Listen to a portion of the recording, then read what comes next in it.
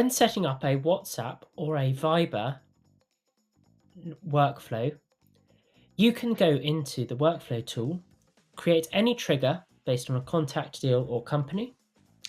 Then you can select to build a WhatsApp template or a Viber template. To do this, you click on the plus button, scroll down to Mitto for WhatsApp and Viber, and you'll be able to select WhatsApp or Viber message. With a Viber, you do not have to have particular templates. You can then just write your message.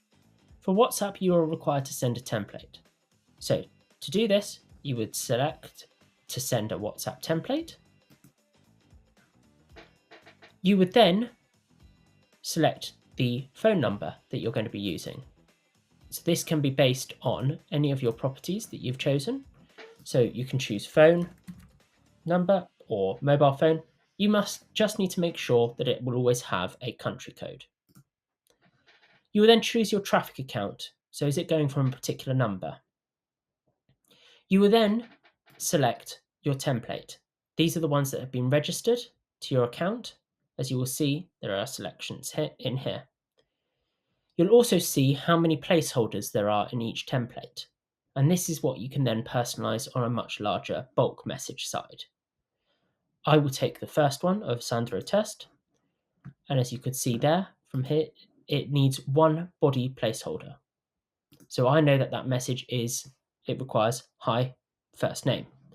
So you can go into your body variable and select first name, for example, or I don't know, this time I might choose last name, for example.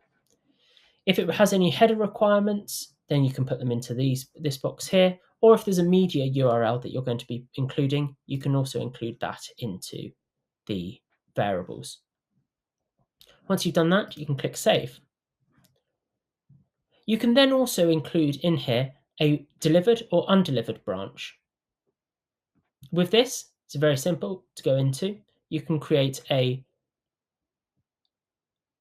delivered branch, and it can include any timeline event, so that it occurred on a particular day that you were sending this message out, that the direction is outgoing, and that the status is either read or delivered.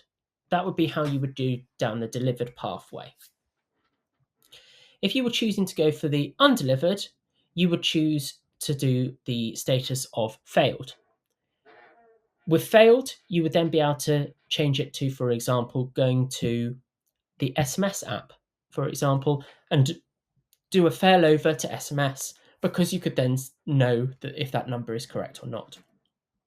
Once you've done that, you can click Save, and then you can continue building your workflow to as much or as little as you like.